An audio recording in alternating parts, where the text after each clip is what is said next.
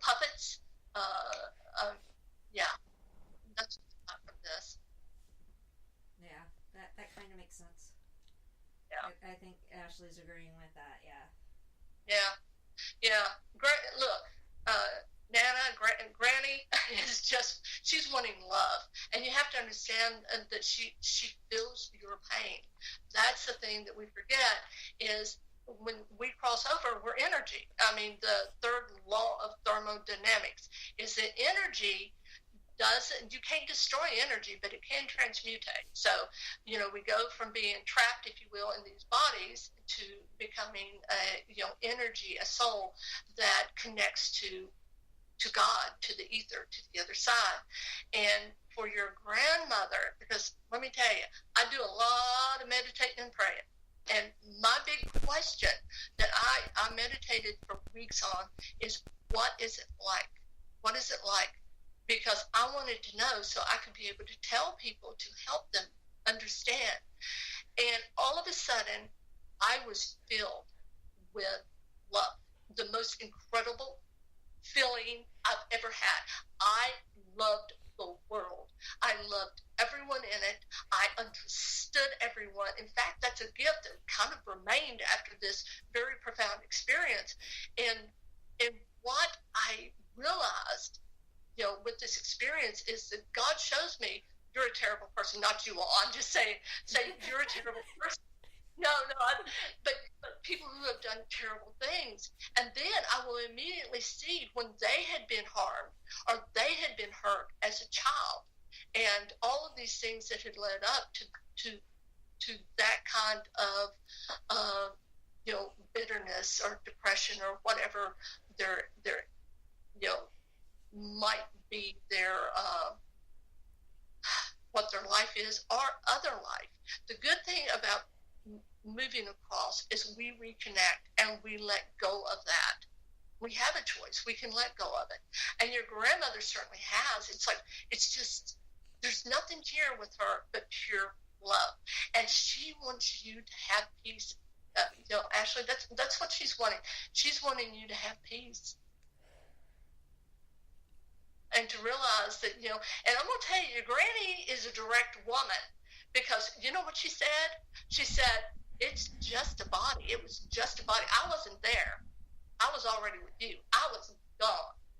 So, she's wanting you to know these things, to know that, to let go, to have peace, to be able to forgive. Because that was the other thing about this experience that I had, was that we're taught to love and to forgive. And when we forgive, we're not healing the other person. We're healing ourselves. And that's what your grandmother wants. Do you have any other questions about her? No, she's shaking her head no.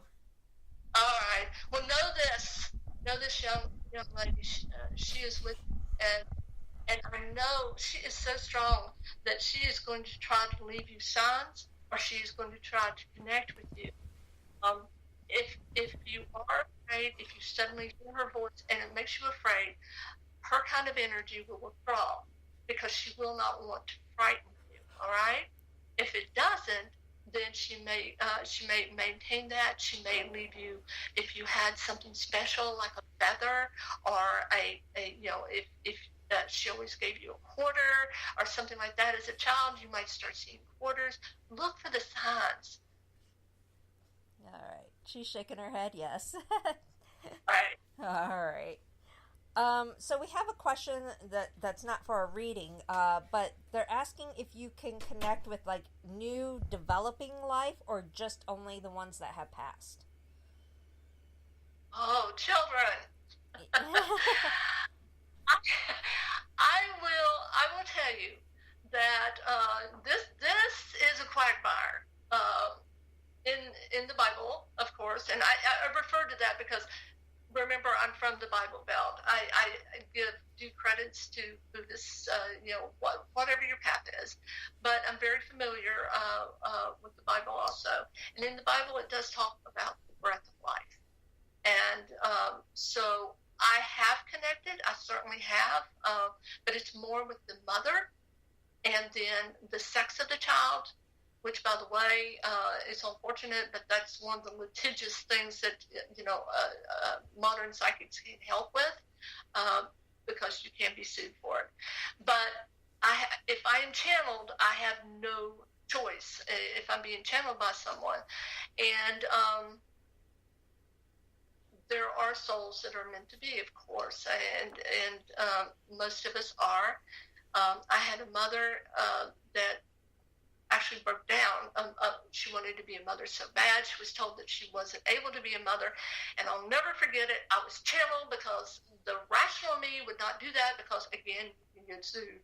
Right. So I looked at her and I saw the baby. I was there. I had went and astral projected into the future. I saw her in that bed and I came back and I said, you are going to have a dark-haired child. It will have all this dark hair. It will be chubby. It will be perfect. And I'm like, oh my gosh, what did I just say? Because when I'm channeled, I hear it when everybody else does. When I was getting off the plane, my husband's from Phoenix, Arizona also.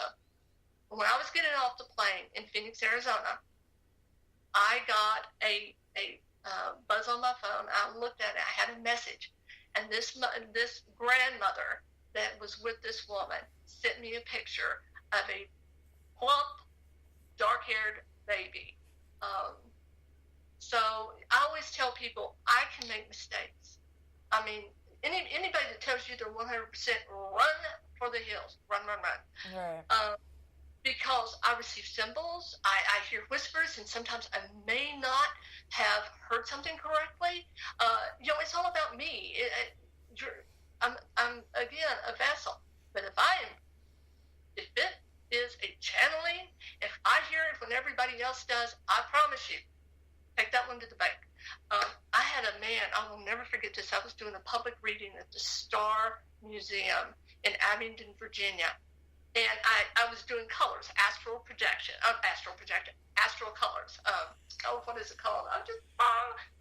Help me here. Help me. Rainbows? Rainbows. Well. The energy field around your body. Right. Sorry, I'm having a senior moment. Okay. So I'm talking about colors that I'm seeing around people.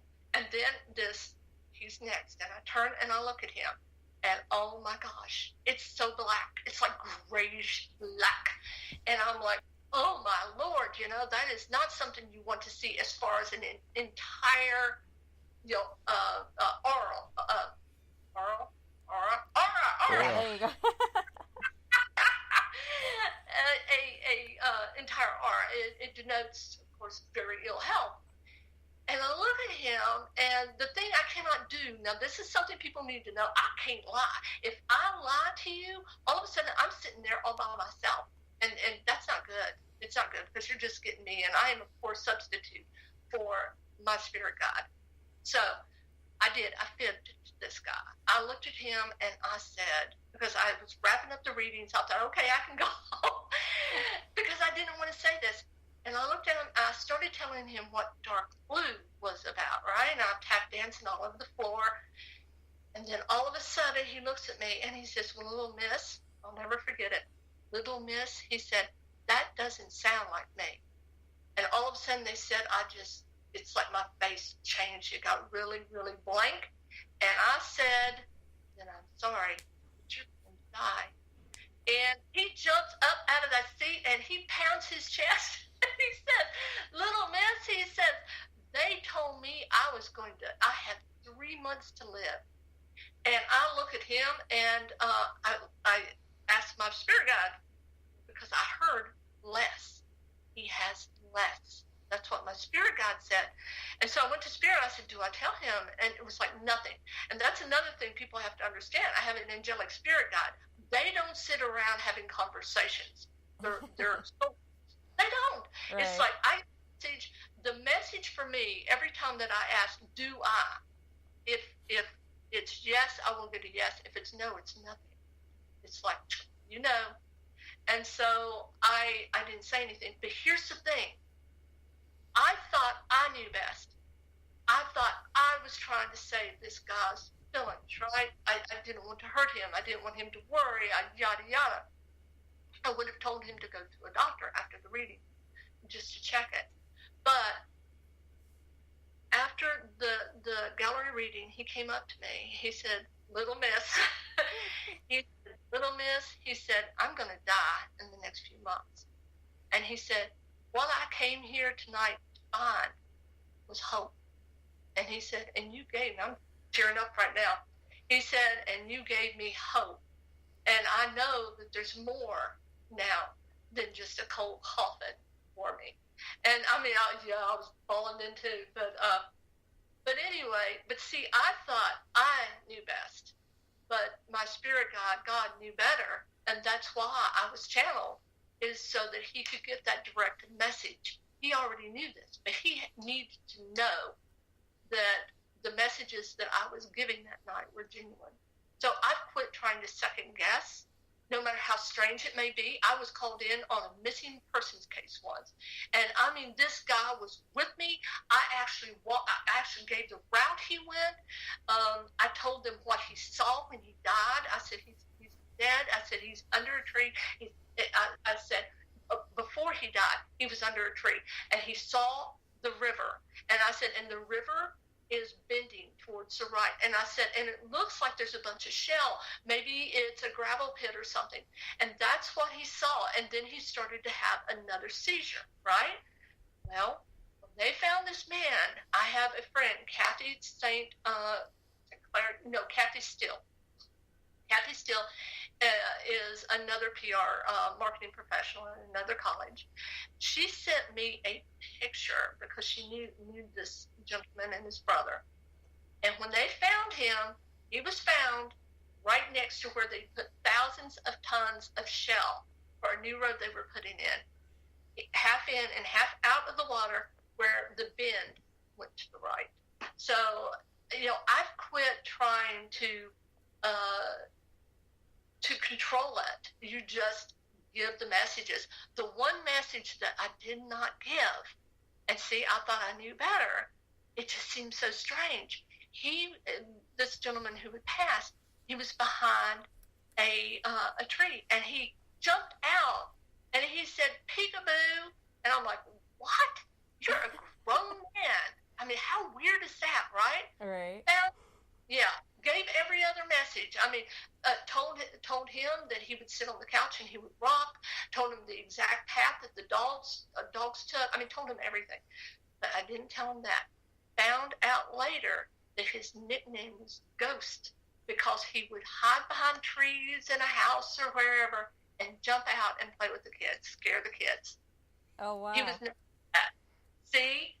So now when I get a message, no matter how unusual it may be, I just simply deliver it. And that's another thing that you have to understand. If you decide to really fully embrace your psychic ability, you have to let go. You don't control this. You just have to let go and go with the ride, because you'll never be, as connected as you should be, and you'll never make the impact on people that you need to make if you try to control, this whole idea of and in my case, an angelic spirit guide and a connection to divine energy. You just have to accept it, and it's called having faith. It's another version of faith.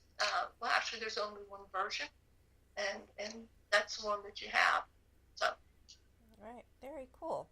Well, someone wants to try the over the internet thing. We have Raina, and she wants to try to see if you can connect with her husband. Okay, I don't have any of the writing going on, so let me ask. Okay. Did she communicate with you through text, and you can deliver the messages to me? Yes. Is that okay? Perfect. All right.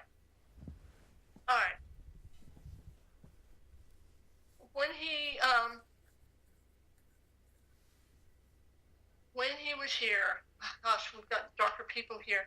I just want to make sure that I'm connecting with him, because what I'm doing right now is literally,